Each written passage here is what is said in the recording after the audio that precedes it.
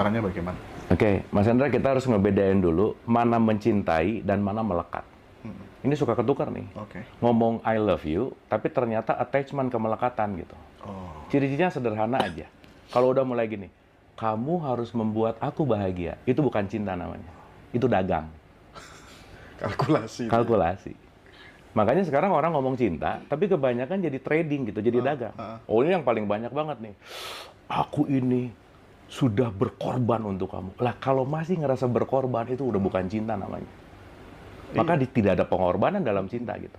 Tidak ada. Pengorbanan dalam cinta. Nggak ada loh kalau udah merasa berkorban. Betul. Dagang itu namanya gitu. Meskipun hujan-hujan, panas-panas, Iya. lakukan karena cinta aja. Gitu. Karena cinta aja. Nggak ada reason gitu loh, Mas.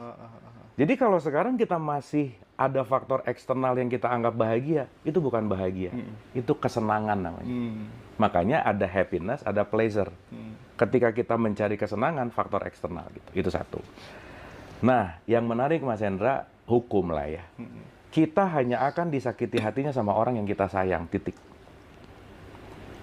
Kita hanya akan disakiti hatinya oleh orang yang kita sayang. Gitu. Jadi bukan musuh kita yang menyakiti hati kita loh. Justru orang yang kita care. Betul. Gitu Mas. Karena begitu ada sayang, di situ ada attachment.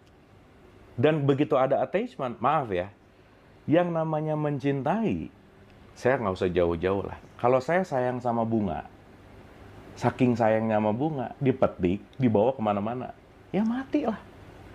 Tapi kalau saya sayang sama bunga, biarkan dia tumbuh sesuai dengan benihnya. Mantap. Ya buktinya sayang, ya kamu tumbuh dong. Iya. Maka mencintai itu membebaskan sebenarnya, to liberate. Bukan untuk kontrol, bukan untuk posesif gitu, bukan. Nah jadi sekarang tuh banyak ngomong I love you, Mas Hendra sorry ya, sorry nih. 99% orang yang ngomong I love you tuh bullshit Mas Hendra. Bullshit aja. Bohong, kenapa? Dia bukan mencintai dia, nih cewek nih, I love you. Saya bukan mencintai cewek ini, tapi saya punya kategori.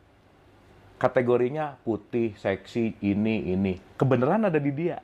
Jadi, saya mencintai kategori saya yang ada di kamu. Oh, alah. Betul nggak?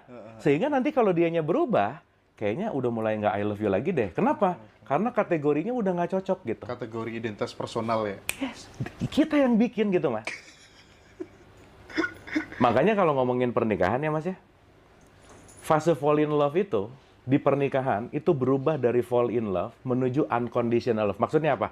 Fall in love itu kan kita lagi dibajak sama hormon, Mas. Jadi kalau orang lagi jatuh cinta jadi bego deh semua gitu. Iya. Nah, di situ masih ada transaksional. Tapi bagaimana mencintai tanpa syarat? Jadi kalau masih ada aku mencintaimu karena selesai. Itu bukan cinta, namanya dagang. Nah, artinya ketika kita menyadari bahwa mencintai tanpa syarat itu seperti ayam ketika mau kawin gitu ya. Sikat aja gitu.